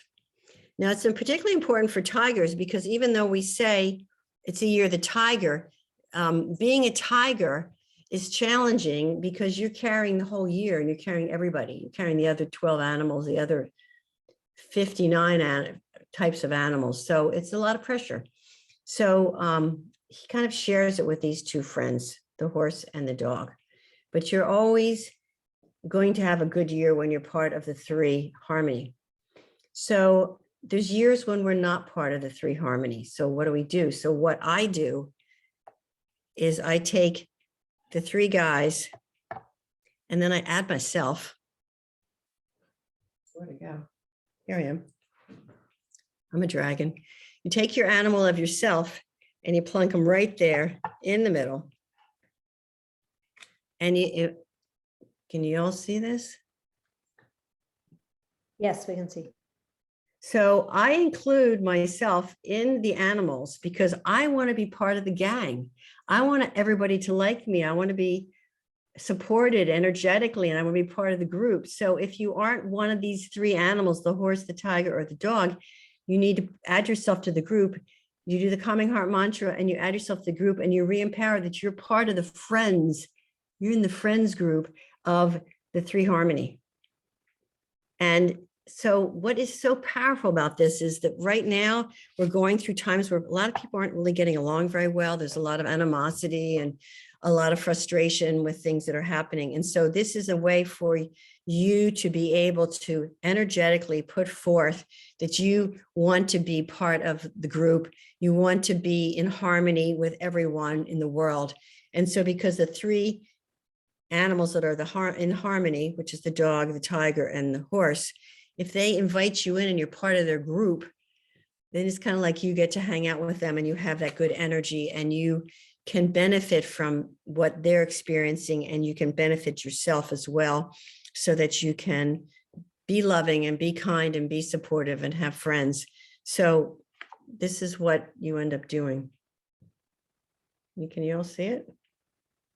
And I have this sitting out all year. I put it, you can put it in many different places.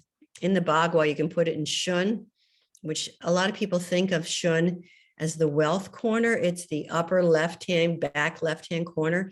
It's really receptivity is what you should think of it. It's been mislabeled. It's the energy that helps us open up and receive and allow. And a lot of us do not let ourselves allow to have exactly what we'd like to have or what is actually out there coming towards us. We block it. So this allows us to say to the universe, to the world, I want to be part of the whole group. I want to be part of being able to be in balance and harmony with the three harmonies, the three animals. So does anybody have any questions about that? Where do we find these Chinese animals? You know, I was trying to start to look for them when you asked me that today. I had bought mine. I bought all 12 about 3 or 4 years ago. And I found a site where you buy one, it was like $12. And if you bought 3, you got a lower price. And then if you bought more, and so I ended up buying all of them. And it was kind of an investment. I think I bought like they were about $125 at the time. But they're not solid brass. They're painted, probably either plastic or something. I don't know what they are, but they're not solid. The solid brass ones were like $500 or something. But they look similar to this. They just are painted some material. I'd have to research it for you. I've saw really little ones. I went and looked on SD and they had some really little tiny ones. You can have little tiny ones too. You don't have to have them this size. This is what I found and that I work with. And very quickly, you know, in a couple of years, you go through 3 animals unless you happen to be part of one of the harmony. So. Deborah, Yeah. what happens when you live with with people, other people in the house? So it sort of feels a bit weird for me to put the dog and the horse, and then put myself there without putting Dave on that platform as well, or whoever else is living in my house. Well, you know, you have your own office. You could put it in your office and it could be about you. It's kind of like when they talk about on the plane, you put your mask on first and then you take care of everybody else. I mean, if everybody felt, if you had a conversation, I mean, your husband didn't choose to do this today. So, you know, it's not like he's embracing this. So it's up to you if you want to invite everybody. When I set up for the Chinese New Year for my table, I usually get all the animals out. I invite all the animals. They're all sitting around with the food and I kind of include everybody. So I don't leave anybody out. So they're part of the party. But then after that starts to wind down, then I just have this setup of the 4 sitting out and I put it in my Shun corner. You also could put it in the Khan corner, which is friends. And that's the one that's in the, see, if you think of it as a tic-tac-toe board, it's the center bottom, like where the number 6 is kind of on the clock. You could also put it in that section of your home. So I guess you could have a conversation at dinner and see if people are like, yeah, I want to be part of it. And then you would just add them to the party and there would be more peoples on your tray or whatever else you would put them on. So, Thanks. And if you didn't know what animal they were, I'm happy to look it up for you and tell you who everybody is. Because the Chinese New Year makes it a little bit, if you're in January or early February, sometimes it puts you in a different year than you realize. It's a lunar calendar, not a Julius Caesar calendar, or whatever the heck we have. I don't know what we have, but it's a lunar calendar, so it changes every year. Deb, just let people know, can they have ceramic? Can they have, maybe they have, crystal animals? Can it be that as Yeah, well? they can, and you can also just take pictures. You could print out really nice pictures and put it together in picture frames, or just put it together in a collage and put it in one picture frame that just sat there on your desk or in your whatever area you want it to be. You can be very creative. You don't have to have the actual figurines of it. And also, if you live near Chinatown, they also have little tiny ones a lot of times that aren't very expensive at all. So, and I did see online little tiny ones that you could buy, and that's fine too. So any way that you feel that works for you, but you want to put yourself, if you're not one of the three animals, you want to put yourself in the center of the three. So you don't feel like you're left out. Any other questions? Yay. Okay. So we're kind of like, we have like 10 minutes now. If we stick to- Paprika. Oh, paprika. Yeah. Thank you. Thank you. Thank you. Okay, good. So everybody hopefully has a bottle of paprika there. Now, what originally I was taught is to use cinnabar, which is actually mercury. And for the first, I don't even know, 10 or 12, no more, 15 years, I used actual mercury. And I just began to feel like that was really not smart. So what I do is now is I get paprika, which you have, and I take the energy and the frequency of the cinnabar, which I'm holding in this hand, and together all of us are going to take this and put it in. So what we're going to do is we're going to do the calming heart mantra, and then we're going to fleck, just like we did before, Om Mani Padme Hum, Om Mani Padme Hum, Om Mani Padme Hum, envisioning that this cinnabar is transformed into paprika. Because we do eat it. When you're eating your egg, you're going to find it's on your fingers. You can't help it. And it's on your hands, and you're rubbing it in when you're doing the dry wash to let go of all the negative aspects of your life. So it just is more prudent to deal with paprika than. So we're empowering to give it the energy of the cinnabar, but we're not empowering to give the mercury of the cinnabar into it. So let's how about everybody unmute themselves and we do the calming heart mantra together, and then we empower it. And if you all hold it up so we can do both. You can empower it once if you want, and I can empower it the second time. How will we do that? We all do it once, and then we'll all empower it the second time just to make sure it's extra souped up. How does that sound, everybody? Good. Okay, so we're doing the calming heart mantra, left over right, fingers together. Left over right.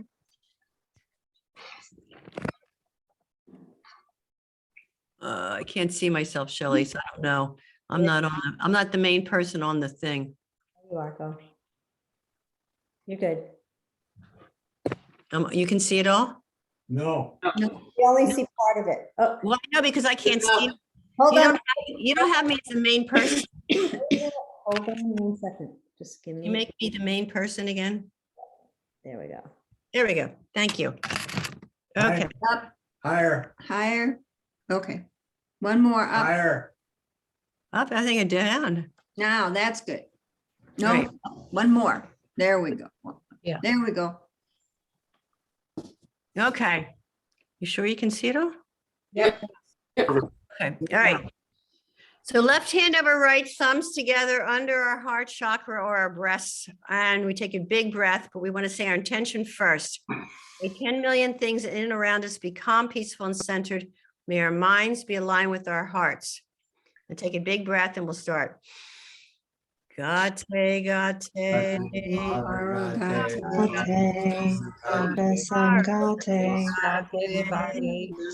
Bodhi swaha. Take a breath. Gate, Gate, Aragate, Parasangate, Bodhiswaha, Gate, Aragate, Parasangate, Bodhiswaha, Gate, Paragate, Paragate, Parasangate, Bodhiswaha. Gate, Vedagate, Vedasangate, Bodhi, Bodhiswaha. Gate, Vedagate, Paragate, Vedasangate, Bodhiswaha. Gate, Vedagate, Vedasangate, Bodhi Swaha. Gate, Vedagate, Paragate, Parasangate, Bodhiswaha. Bodhi Gate, Paragate, Parasangate, Bodhi Bodhiswaha.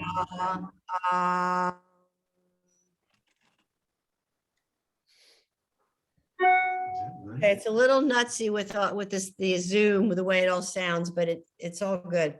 Let's invite Okay. everyone to mute yourselves again. That'd be great. Yeah. So now we're going to empower it. So we're going to take the men to take their left hand and the women take their right hand, and we make the flecking, and we're going to hold up the paprika in the opposite hand, the women holding the paprika in the left hand, men holding the right. And we're going to be thinking, we're going to take this energy out of this, and we're putting it into this. And we're going to empower it by saying Om Mani Padme Hum 9 times. Okay. All right. So everybody hold their thing up. Here we go. I have to have my fingers free to count. Okay. I'll count for you. Om Mani Padme Hum 1. Om Mani Padme Hum 2. Om Mani Padme Hum 3. Om Mani Padme Hum 4. Om Mani Padme Hum 5. Om Mani Padme Hum 6. Om Mani Padme Hum 7. Om Mani Padme Hum 8. Om Mani Padme Hum 9. Okay. Now, if everybody wants to hold up their paprika in the window so I can see it, and keep your fingers kind of out of the way, I'm going to empower it one more time to make sure it's extra special done. Om Mani Padme Hum, Om Mani Padme Hum, Om Mani Padme Hum, Om Mani Padme Hum, Om Mani Padme Hum, Om Mani Padme Hum, Om Mani Padme Hum, Om Mani Padme Hum, Om Mani Padme Hum. Okay, it's good to go. So now you've got your paprika. You'll see on the directions that when you're done with it, you have 2 choices. I usually suggested putting it down the drain. The other choice is you can put a red bow on it and put it in the altar, or put it someplace sacred. The same is true with the alcohol. You can save it for next year if you put a red bow around it and put it someplace sacred, not with your liquor or not in the kitchen cabinet in the back, shove it back somewhere. I actually have it in, in a sacred place all the time. Okay. What do you think? Are you guys ready? Are you psyched? Does anybody have any questions? So Deb, I wanted to say something that we have like 4 more minutes to honor the time. So Great. a couple more things and I want to share. And then if people feel like they want to stay on after, we'll be happy to stay on for a few minutes.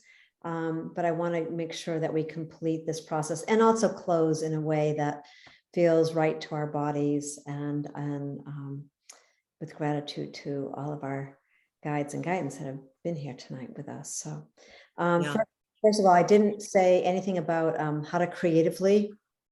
It's in the paper. the document, but basically for those who people are in winter or in a condo, you can get very creative. You can make the star Merkaba on a board, like a wooden board or even cardboard, okay?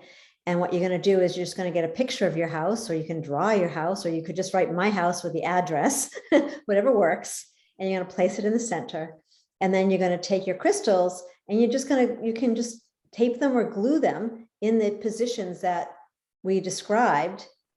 And then when you're done, see yourself standing in the center, just like we do, and connecting to all the crystals, and then place another crystal, maybe a generator crystal like this one, in the center, and your house is underneath, right? And in the springtime, you can do that. I've done it with an artist who we couldn't, there was no way the shape of his house, so we did it on a board, and then I glued the crystals, and then I put it underneath his, he was had this big art desk, and we put it, I actually turned it over, connected it to the underneath the desk, because he needed his space, and did it that way. Or you can put it on your altar, or putting it in the center of house is great. It doesn't have to be there, or like Deb described, the different Bagua areas. So I just wanted to make sure I said that. So after tonight, if I can, I'll do it tonight, but it will go out. I live on the East Coast, so it will go out first thing tomorrow morning. You will get an email. Now, please write this down. Make sure you're getting the email. It's Shelley@evolutionarydowsing, DOWSING.com. And that's my email address. That's where it's going to come from. Okay. If you do not see it tomorrow, make sure you get a hold of me, text me, call me, you know, whatever. But if you haven't gotten an email from me and you just quickly tonight send me an email saying, hi, Shelley, then it will be in my contacts. There will be no issue. Then my computer knows who you are.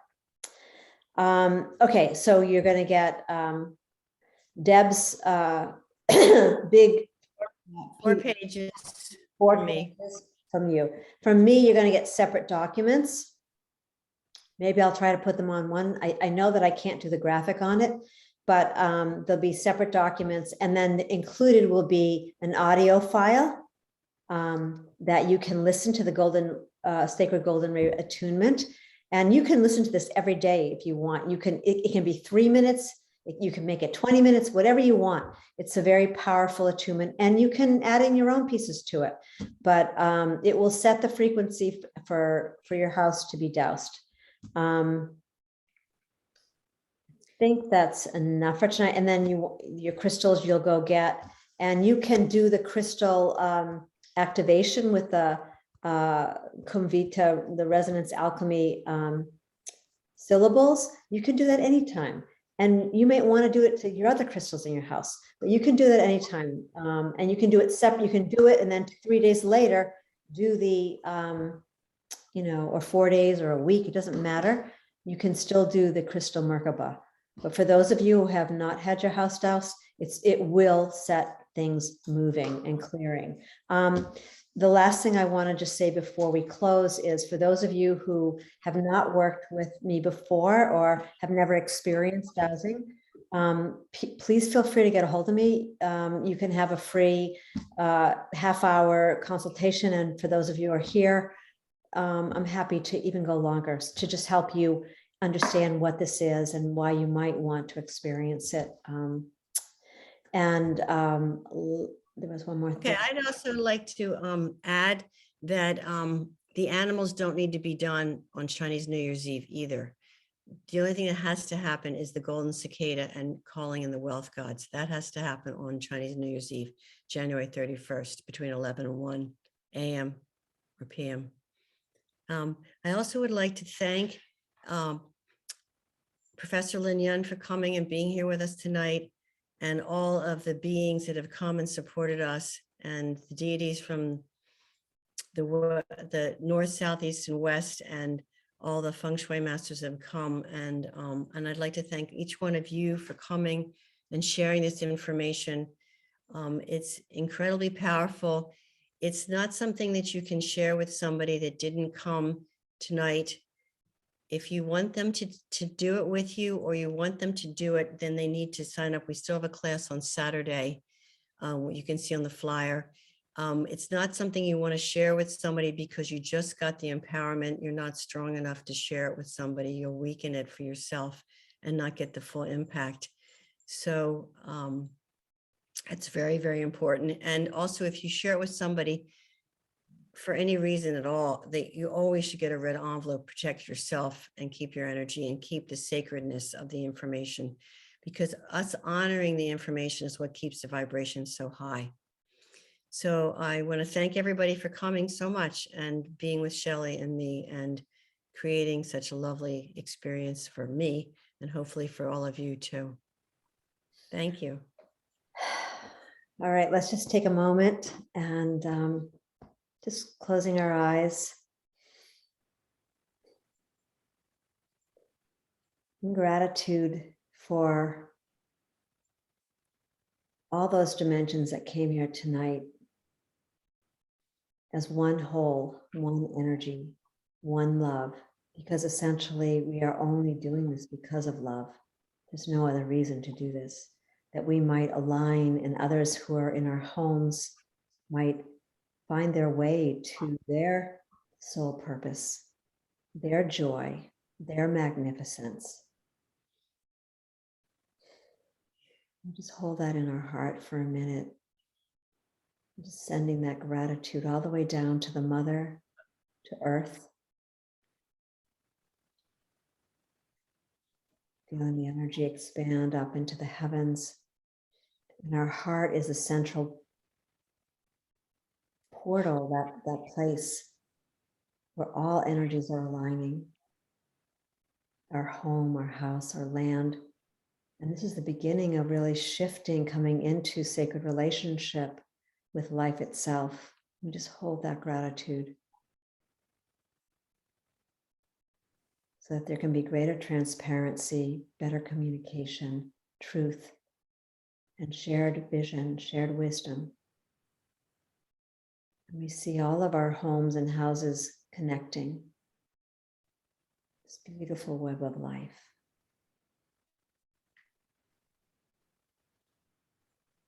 We thank all of our guidance that brought us here tonight.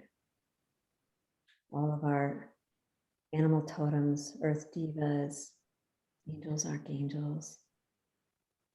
Just really feeling them all, thanking them. And we ask to just continue with any information for the highest good of all, that continues to come to us in right timing, that we may fulfill our soul purpose, destiny, in joy and love and peace and light. Taking a breath. And so thank you all for being here. We will stay on for a few minutes for those who want to have any questions. Love you all. Nice to meet everyone. And let me know if you don't get that email, and we will all hold each other for that Chinese New Year, just seeing that celebration. And lastly, please, if you loved it tonight and you think that it would really be beneficial to anyone, please send them that original email, forward it. We are doing Saturday afternoon, not evening, from 3 to 5 Eastern time. And yeah, let it go out, let it be known. It's such a beautiful opportunity to experience and to gift others. So, all right. Oh, namaste. Thank you. Bye bye, everybody. Thank you, Deborah. Thanks, you. Shelley. See ya. Thank you. Thank That you was wonderful. both. Yes, thank you both. Yeah, thank you very much. Thank you. you. Thank you. I have a question.